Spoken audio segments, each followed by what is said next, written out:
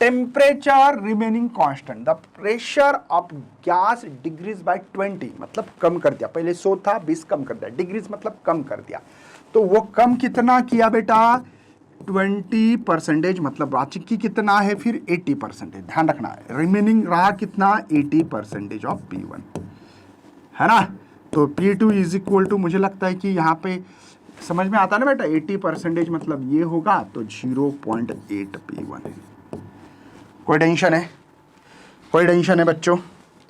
Okay चलो, तो यहाँ पे हमारे पास पी वी इज कांस्टेंट लिखना पड़ेगा। पी और वी का रिलेशन दिख रहा है, प्रेशर और टेम्परेचर। टेम्परेचर कांस्टेंट है, किसको कहते हैं भाई टेम्परेचर कांस्टेंट? तो P is inversely proportional V, शायद अपने लॉ पढ़े होंगे। तो यहाँ पे P1 V1, P2 V2, और इन्होंने कुछ बोला है कि भाई वॉल्यूम को V1 बोलो क्या V2 बोलो, कोई टेंशन नहीं है, कुछ बोला नहीं, वॉल्यूम को कुछ भी बोला नहीं है ना।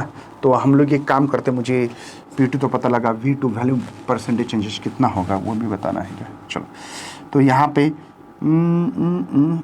P1 को P ही बोलते या रहने देते, ये V1, P2 की वैल्यू मेरे पास 0.8 P1 है बेटा, ये V2, P1 गेट भी कैंसिल हो जाएगा। तो बचा क्या हमारे पास sir? V2 is equal to, यहाँ पे नहीं सॉरी, ये P1 कट हो जाएगा, V1 कैसे होगा? V1 को V बोलेंगे, V1 या V बोल सकता हूँ, V1 को V पहला या कुछ भी बोलो, कोई टेंशन नहीं। 0.8 सर, यहाँ पे अगर मैं ऐसा करूँ, ऐसा कैसा सर, कैसा करूँ तो 1 बाय इस V को ऐसे ही रहने देते, 0.8, तो V2 मैं इसको 100 बनाऊँ तो सर चलेगा क्या? अच्छा, इसको 10 बनाए तो ये 8 बना सकते, राइट है, करेक्ट है ना बेटा? हाँ, तो क्या हुआ, 8 1 जा 8, 8 2 जा, राइट है ना,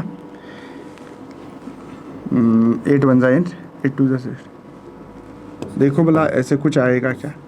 125। तो परसेंटेज चेंज करना है तो सभी को ही पता होगा शायद, तो ये 1 और ये 0.25 आएगा तो 25% आएगा। और परसेंटेज चेंज वॉल्यूम कितने का हो रहा है वो बताना है, तो वो इंक्रीज होगा क्योंकि इनवर्सली प्रोपोर्शनल